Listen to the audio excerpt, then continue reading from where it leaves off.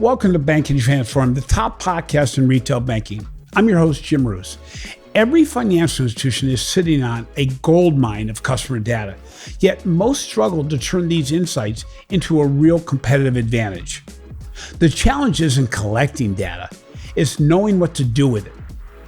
Rachel O'Neill from Alkami joins me on the Banking Transform podcast to tackle the hard questions. Why do so many banks fail to activate their data strategically? How can financial institutions break into the paralysis of analysis and start driving tangible business outcomes today? And what separates the winners from the wishful thinkers in today's data-driven banking landscape? From streamlining back-office operations to enhancing customer financial wellness, it's clear that institutions need to embrace data-driven strategies to position themselves for sustained success in an increasingly competitive environment.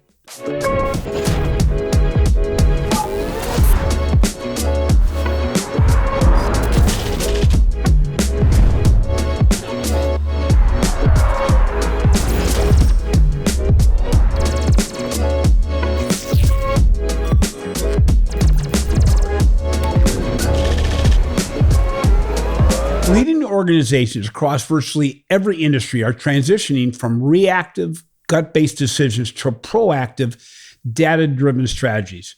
Winners identify patterns faster, act on insights quicker, and continually optimize their operations based on real-time feedback loops. The competitive advantage isn't just about having data. It's actually building the organizational capability to turn insights into action at speed and at scale.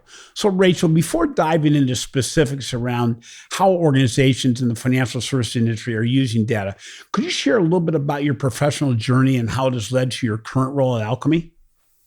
Sure. So I became an Alchemist three years ago when Alkami acquired Segment. Segment was based out of Akron, Ohio. I joined Segment right after college graduation, 2 days. So it was a startup. And so I was part of the journey from pretty much the beginning, not the true beginning, but right when we started actually driving revenue. We launched the product that we still have in market today, as well as other solutions. At the time, I was a marketing manager for about 7 years, implementing different platforms like Salesforce CRM and Marketing Cloud. I was a part of our client success team. So I had a stint where I actually helped our clients leverage their data for personalized and tailored marketing, but also other strategies at the bank or credit union. Then I moved over to solution engineering and the sales side more recently. So I've kind of hopped around over the past 12 years. Well, it's cool because working in the background with financial institutions on actually building their database solutions and then helping them implement it is really a good give and take where you really, you know what they are fighting with, but also able to implement Alkami solutions for their advantage. You know, you've actually worked with hundreds of financial institutions through Alkami. What's the most significant shift you've observed in how banks and credit unions are approaching data analytics today compared to maybe just a few years ago? Great question. So I'm going to take it back from even just a few years ago to a few years before that, where probably about 10 years ago, everything was the scary concept of big data, right? We don't even hear that term being used anymore because we've heard it so many times. And at that time, it was about modernizing the core or aggregating all of your data together. And maybe a few financial institutions stood up some sort of data lake or data warehouse. Fast forward to about 2020, with the acceleration of digital. That's when data became even more important because through digital engagement, you have the data to personalize the experience, where before that, a lot of banks and credit unions were still prioritizing the human touch or saying, hey, we know our customers, we know the relationship. So over the past few years, a lot of banks and credit unions have been putting a real big focus on leveraging their transaction data to understand who their customers truly are, what products that they have elsewhere, maybe where they don't truly have the share of wallet, but also who their best customers are.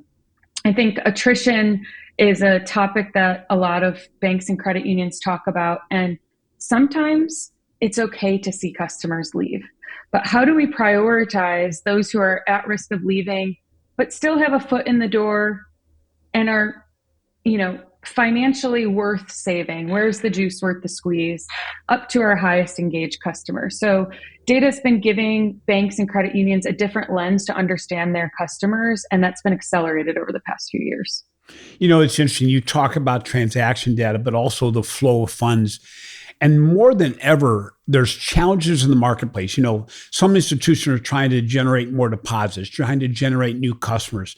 Some are realizing that, and you mentioned attrition, that maybe the customer is not actually closing the account, but the relationships are trading because they're opening accounts at other organizations that they used to open at the financial institution that was their primary, if there is such a thing anymore. What's interesting is when you look at transactions, when you look at flow of funds, you see so many things that institutions never had to peel back the layers on that they do today. I talk a lot about the fact that you don't know who else your customers are using unless you realize where those funds are going. How have you seen successful organizations using data analytics to actually navigate these turbulent conditions, from interest rate rising to uncertainty in the marketplace to even wellness? How are they using these to their advantage with data analytics? Oh my gosh, there's so many examples. So let's go back 2-3 years ago. One of our institutions, they were behind on their goal of bringing in new deposits. They were less than halfway to like a $27 million goal. What they did is they looked at, we know we have customers that have money elsewhere. They might not have a high deposit with us, but if we look at their transactions, we could see they're transferring money to Merrill Lynch or Raymond James or Charles Schwab. And so they started going after those customers through digital campaigns, but also by doing care calls. Now, the strategy is not picking up the phone and saying, "Hey, Jim, I saw you just transferred money to Merrill Lynch. How come you did that?" Right? The strategy is instead, "Hey, Jim, we have this really great interest rate right now. I wanted to see if that's something you'd be interested in," and just more making it about the member or the customer doing a care call rather than some sort of aggressive push. So they balanced leveraging their frontline staff who wanted to be involved with this. So they had a great culture with their front end staff who wanted to help achieve their sales goals. But then they also delivered digital campaigns, email, through digital banking, on their website, because there are a lot of people, they're going to screen your phone call and they won't answer. Even though they have a checking account with you, they're going to wait till it goes to voicemail, read the voicemail. We don't even listen to voicemails anymore. We read the voicemails and then decide if they're going to pick up the phone and call you back. So it has to be a balanced strategy where you're doing the high touch, such as a phone call, but also balancing it with email and digital campaigns for the people who don't want to pick up the phone. Another strategy for some of our treasury clients is they have lagging indicators where they look at customers who transferred out $1 million in the last week. So this is a large commercial client, $1 million gone. And then they look at, where did that money go? Well, a leading indicator that somebody is about to transfer out money is a trial deposit. So if a trial deposit hits and it's 2 pennies, that's the first trial deposit. We always know there's 2 trial deposits. So you have a short window to see, okay, Jim had a trial deposit for 2 cents, and that was with Merrill Lynch. That's probably worth picking up the phone and doing a touch base with Jim before the money goes over to Merrill Lynch. Now, if Jim has a trial deposit with Venmo, we're not going to raise the red flags. Do we want Jim to use Venmo? Probably not. We want him to use our peer-to-peer.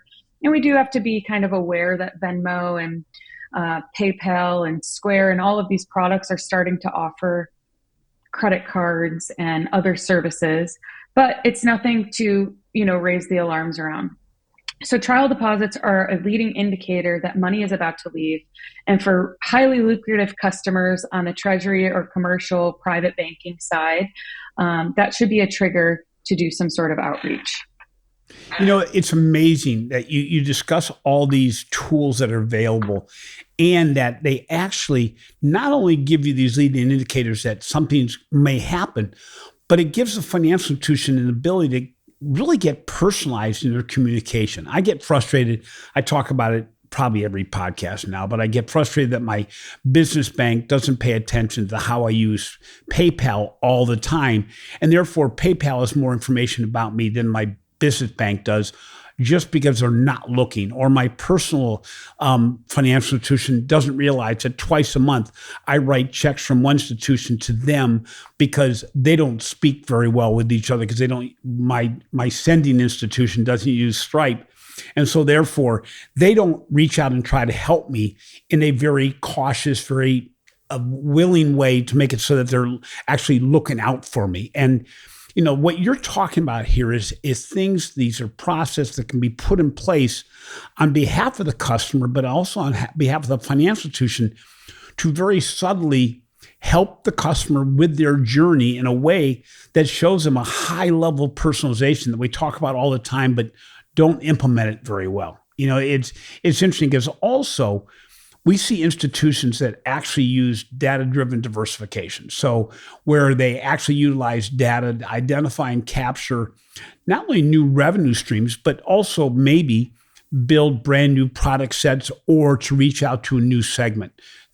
Not to use your old company's name in a different way, but how do you see this being done more successfully now? Because organizations are trying to find out, how can they stand out in the marketplace in a really cognitive way that can make it so the customer says, "Oh, you get where I am and what I'm doing." That's a great question. So there's a few things. The data and where people spend their money tells a lot about who they are and what's important to them. And a lot of us know, whether if it's my mom, who's, a baby boomer well into her 60s, she starts all of her research Googling first, and she might convert in the branch. Or somebody like me, I want to do it all digitally. If I have to go into the branch, I'm kind of huffing and puffing about it, right? It's got to be online. Yeah. And the data can tell you what's important to the individual. So, I gave a few examples that were maybe a little bit more salesy, but sometimes people need to be educated. So if you understand that maybe I'm a homeowner and I have a dog, you could leverage that of what's the value of your home equity. Some people, younger generations, may not completely understand the value of a home equity, and then how that could be leveraged, for example, to fence in a backyard. Or if they have children, to baby-proof the house or put in a playground or help offset finances.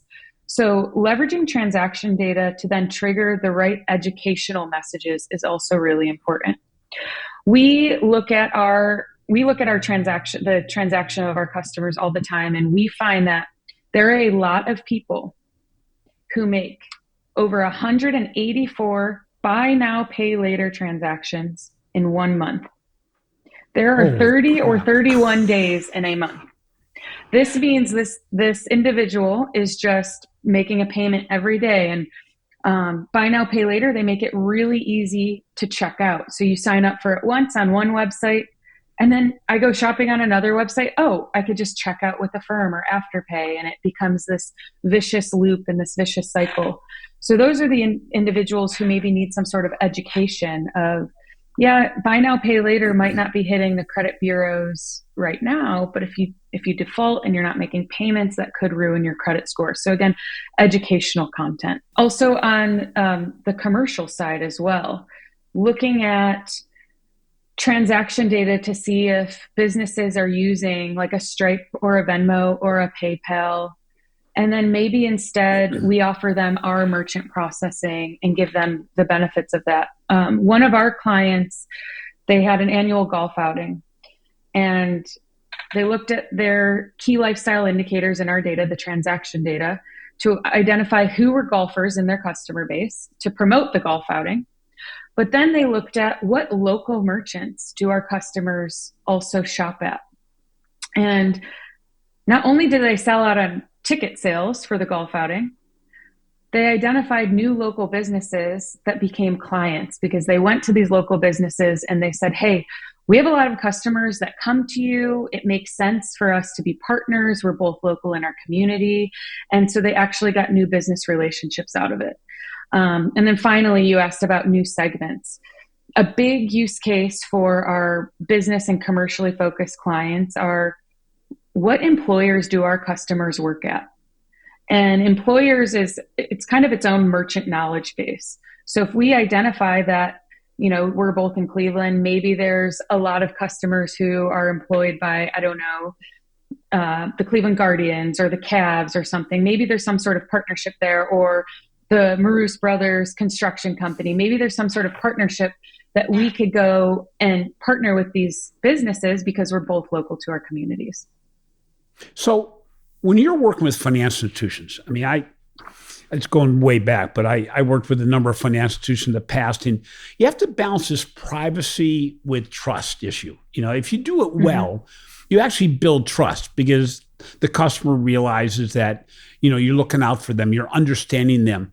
But a lot of financial institutions get cold feet when you start using not only the data you have access to, but in some cases, data that is outside the financial institution that really makes things better. I'm going to use credit bureau information when a customer is going out there and test driving a car. You have a hit to the credit bureau that doesn't count against your credit bureau, but it shows that you have creditworthiness to actually drive that car as a test drive off the lot. And that gives you an indication that, boy, this person's shopping for a car. I can offer them a car loan. How do you work with financial institutions to make them feel comfortable that what you're able to do needs to be done? I mean, how do you get them over that hump? Because, you've done it for years with Segment and now with Alkami, where you're able to give just a huge amount of insight into what the customer is doing. But a lot of times financial institutions go, yeah, I understand you can do that, but should we? How do you get over that hump of really helping the financial institution understand this is what you need to do for yourself? Great question. So today, us as consumers, we're actually used to this experience. I could go on a retail website and I fill my cart up like I do all the time and I don't buy anything. I'm like, oh, I'll come back to this later. I get distracted. And then I get an email that says, hey, Rachel, you left some stuff in your shopping cart. Now, we could argue that's probably a little bit more intrusive than personalizing an ad to Rachel that says top benefits of leveraging your home equity. And it shows me or shows somebody my age range with a dog in a backyard that's fenced in, right? Yeah. Clearly, I'm a cliche millennial who has a dog and is obsessed with their dog and no kids, but that's just an example of personalization. It's not saying, hey, Rachel, we know you have a dog and no kids and you have a home. You should be leveraging that home equity, right? It's all about the messaging and positioning. Yeah.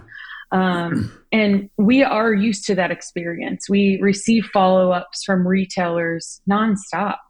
Our emails are inundated with it. So the fact that a bank can do that in an authenticated space is really authentic. Rather than, let's flash back 10 years ago, one of my bank clients in Ohio actually worked for another large bank before, and they spent, I think, like $5 million building a custom analytics platform, and they were able to deliver a single ad within the mobile banking app. And I'm a customer of this bank. And I said, oh, I received that. And you know what?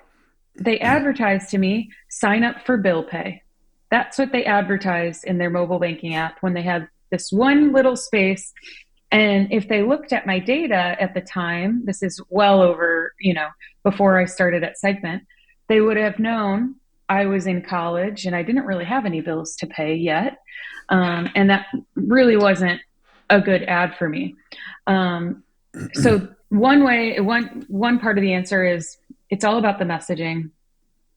The second part is, of course, compliance and security is the first part of every decision that you make and every vendor that you're interacting with. So we don't today leverage personally identifiable information, PII. Instead, we use a unique ID, and that's a really great way to safeguard customer data.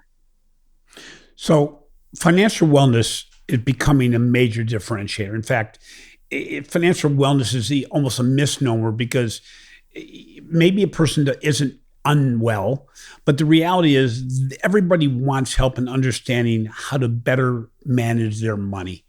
How are financial institutions today using data analytics not just to sell more products, but to actually help improve a customer's financial wellness and health and engagement in a genuine way? Great question. So I mentioned the buy now, pay later example, Yeah. but transaction data can also tell us how many credit cards is an individual paying every month. You mentioned earlier if PFI is even a thing anymore, the example of primacy. I think a lot of us are probably loyal to two primary financial institutions, whoever our bill pay account is, and maybe whoever our primary credit card is. Those are probably our two primary, because those are our big transaction accounts. But if my bill pay account, we're seeing somebody pay for 5 credit cards a month and student loan payments and buy now, pay later. And maybe we see that they also have unemployment payments. This is kind of worst case scenario. Hopefully one person isn't doing all of these things, but there certainly are individuals doing that. So one of our institutions, about right when student loan payments started again, they deployed a campaign for debt consolidation.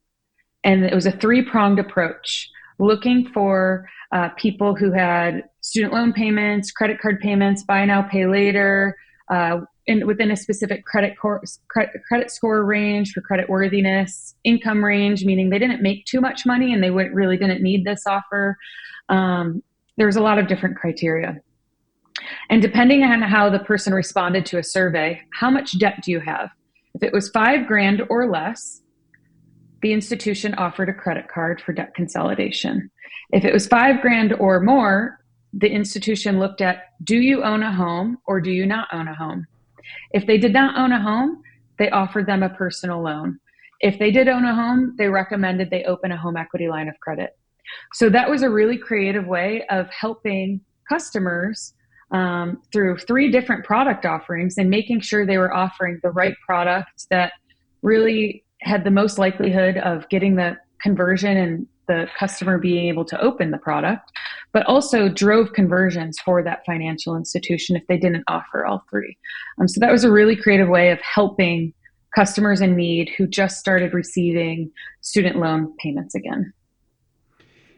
So we've talked about all these front office applications, these ways that we can help customers with what they're doing in their banking lives daily and how financial institutions can really leverage data to improve, I'm not going to even say selling, but building a more organic relationship with a customer and build more engagement. Let's talk a little bit about the back office. What are you seeing being done with data where you're actually able to streamline operations or improve the way the back office is operating? What are you seeing out there right now? Great question. So it's got to be automated, right?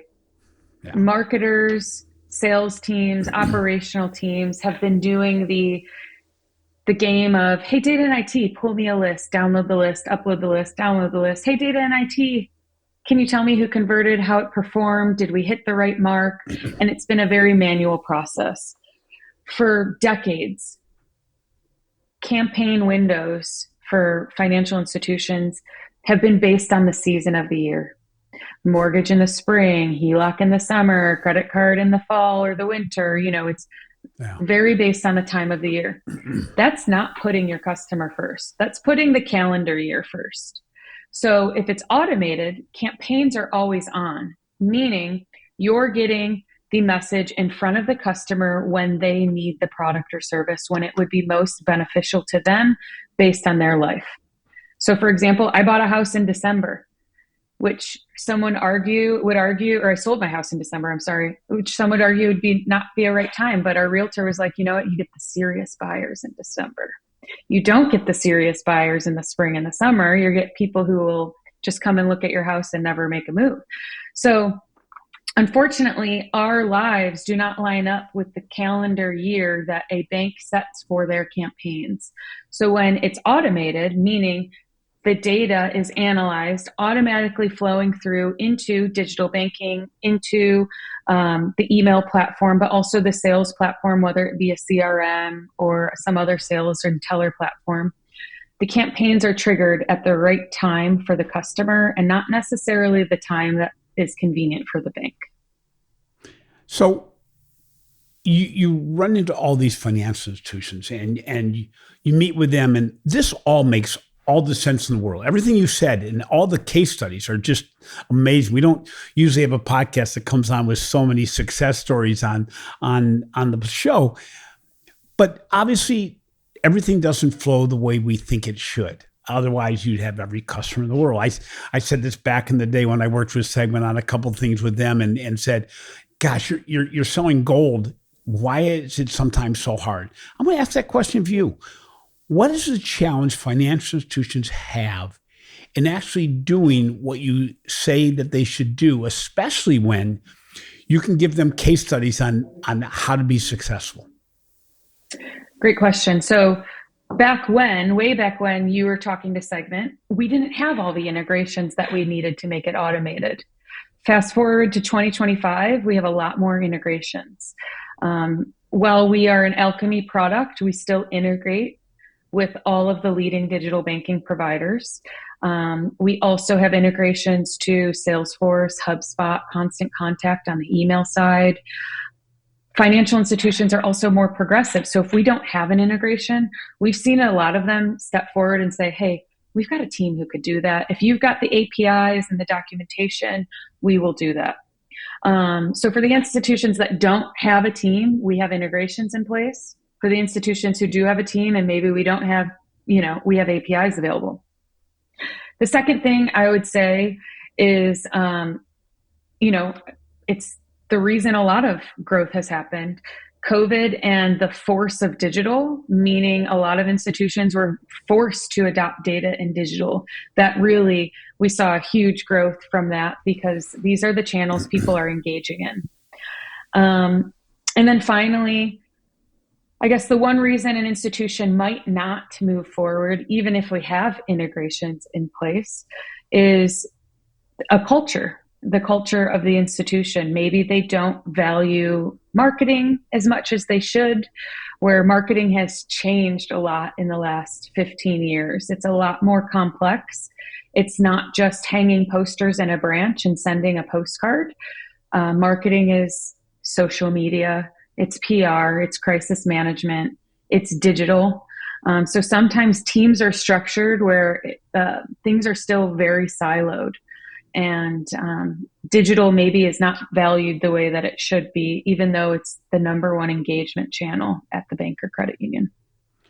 So a lot of organizations will say, "Gosh, I really like this a lot, but my data's a mess." Am I correct in assuming that that's one of the things you can bring to the table, that they don't have to have the perfected data, the data in all the right places? You actually help them leverage the data in the way they have it to make early wins that then can be built on to improve their data set in their organization to make it work. They don't have to have perfect data to work with you, correct? Exactly. That's our specialty. That's our bread and butter. We don't have a platform unless we cleanse, categorize, and structure data at a world-class level. So we don't ask our clients to concatenate and parse out extra characters and do all this stuff to the transaction data. We say, "Hey, send it to us." That's what we do. That's what we do at a world-class level, and that's part of our job. So it's interesting too, because I know for a fact that what's interesting about what you bring to the table is you don't have to be the biggest financial institutions in the world to be able to leverage what you're doing. In fact, many of your most successful and best case studies are actually in that mid-range and smaller financial institution way. So if an organization's smaller and they're saying, "Geez, that really sounds very high tech. It's above our pay grade and what we can actually do," you actually can help them there as well, can't you? You can make small organizations actually, outpunch their weight with regard to what they can do in their asset class, correct? Oh, absolutely. And smaller institutions are usually more agile. right? So they're not bogged down with layers and layers and layers. So they can move a lot faster. So where it might seem overwhelming, where we have all of this new data, I want to make sure we could use it all. But the fact is, we have so much technology in our lives where we only use a fraction of it at any given time. Like our cell phone, there are so many features in my iPhone that I don't even know about. But I use the main core features: texting, camera, of course, the apps and social media. QR codes obviously exploded over the last few years. And there's certain features that I use every single day. It's no different with our platform, where once you set up a sequence of triggers and campaigns, those are going to be always running. And then maybe you set up the first 10 and you add to that over time. You know, we're not going to build the Taj Mahal in a week. We always say crawl, walk, run. Or, you know, if we want to use a running analogy, you got to do couch to 1 mile, 1 mile to 5K, 5K to 10K. And eventually you will get at a full marathon if that is your goal. So we pair all of our clients with the client success manager whose sole job is their success. And we give them the tools such as out-of-the-box campaigns that pre-select a defined audience who should receive a message. We also have AI models that predict somebody's likelihood to open a product, predict somebody's likelihood to attrite. So we're giving them the tools to make things a lot easier. Yeah, and they're tested tools. I mean, that's the thing that's most important is you don't have to start from scratch. You're starting with somebody that's already done this journey over and over and over again to make it easier for you to get that early win to say, okay, if I'm a marketing manager, I can say, you know what I need right now is a win to make it so I can get more funding for things going forward. And you can help them do that. Obviously, that works well for your organization, but also works well for the client. Okay, let me put you in a situation. Let's say you leave where you're working right now and you join a financial institution, doesn't matter what size, that basically hasn't even started their data analytics journey, really haven't leveraged their data, are not really data focused, they don't have the team in place. What is your most critical first step that you're going to do to make it so that you can build into a more data-centric organization? Ooh, great question. I think a fundamental element of any data strategy is having a unique ID per customer or per member. So that it's not your email address, it's not your social security, it's a non-PII based unique ID, so that when you're integrating systems, you have this single identifier to understand who the customer is, and then all the analytics kind of wrap around that. But then it makes it easy to connect to like a CRM or to a platform like Segment, where you're using that same piece of data identifier to identify each individual. I think that's a huge thing. And then secondly, I think the culture of the institution, I think a lot of institutions are moving away from the we could build it, and really realizing we don't have the expertise to be experts in data, experts in the architecture of all of our systems. We should really find the right partners. Yeah, that is so key. I mean, actually, I think it's the biggest change I've seen since, I'm going to say 2019, maybe 2018, is that organizations now realize they've got to partner with the organizations that have to be the best at what they do. It may be a very narrow segment, a very narrow part of what the business is, but you're competing against organizations that are very good at what they do. But you always have to stay ahead of your game, both via case studies you can bring to the table, as well as your partnership capabilities and how you integrate with not only Alkami services, but organizations outside of Alkami. And it's so interesting because if you're a small organization today, you can punch above your weight in every category because you have partners out there that have to be the best at what they do. The big decision that I always say is that you've got to get out of your own way. You can't keep on living the world you've lived in the past and hope to move forward, no matter who you pick as a partner, if you're not going to have the mindset of saying, I'm going to embrace the things that they're going to ask me to do to make it so I can be better at what I do. So You're really in the sweet spot of what's going on in the organization and banking world today with regard to personalization, leveraging data, AI, generative AI, all those things. Looking ahead, what gets you excited about what's going on in the industry today and what you're bringing to the industry? Ooh, great question. So I think there's obviously a ton of buzz around AI and some concerns. And I think marrying up predictive analytics, like predicting somebody's likelihood to open a product, or is this the right product that they need, and helping marketing teams scale. So the appetite and risk tolerance for AI is definitely opening up. And what we do is predictive AI, and that's going to help a team scale in terms of making sure we're offering the right product to every customer. But then pairing that with like a Gen AI, which helps them scale on the content side. Because, a banner ad could be effective for so long, and some people are super rate driven, but then other people need to be educated. So how can we create content to then get the right message in front of our first time home buyers? Here are the top 5 things you need to be aware of when you buy your first home. Here are some of the things that happen when you're buying your first home that could kind of be a pitfall.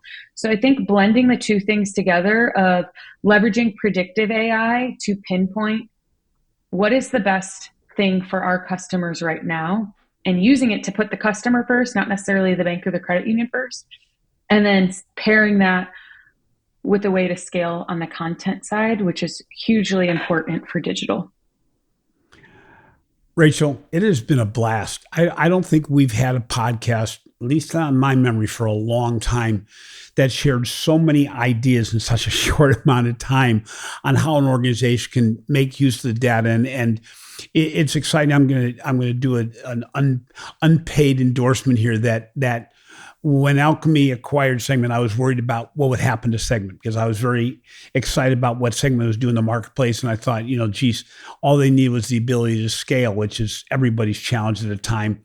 But the fact that they kept all the good parts of the segment together and made it so that it allowed the organization to grow actually is a testament to Alkami and the way they partner with new organizations, in that they really make it so that they can accelerate the growth using the tools and the capabilities that were in place before. So thank you so much for being on the podcast. We will have you back again because I'm sure you have a lot more case studies and stories to tell, but it's important, especially as we start talking about leveraging data to build really cognitive, personalized experience that increase the engagement, more than just improving the experience, actually make it so that I want to go back to my mobile app. I want to go back to my financial institutions' messages to me. And you brought up earlier about wasting space on the mobile app. And I keep on going back to the fact that I think that's what an organization has to do. Why organizations don't find that minimal line of credit they can offer me in my mobile phone all the time that says,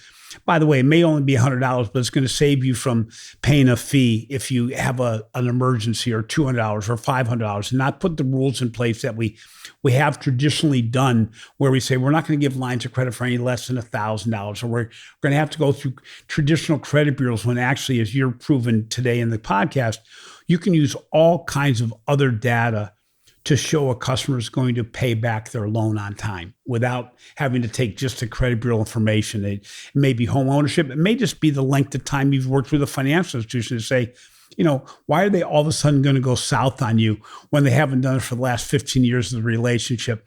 Because from the customer's point of view, it makes no sense. As you said, if I go into my financial institution's office, they know I'm going to go in going, they love my expression that I go, you screwed up again on something that makes no sense to me.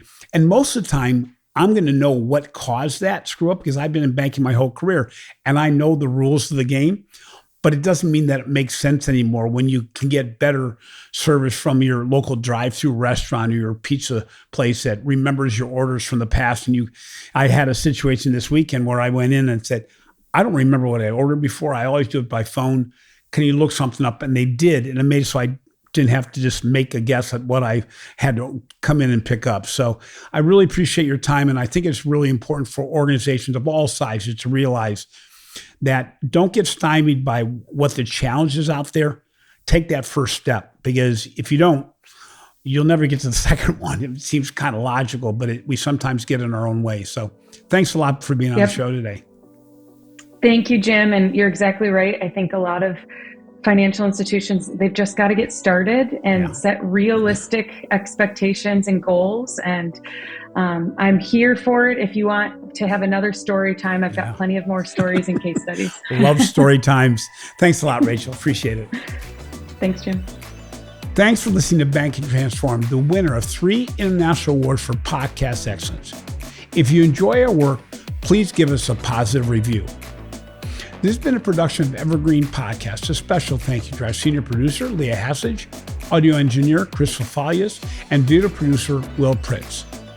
If you've not already done so, remember to subscribe to Banking Transformed on both your favorite podcast app and on YouTube for more thought-provoking discussions on the intersection of finance, technology, and leadership.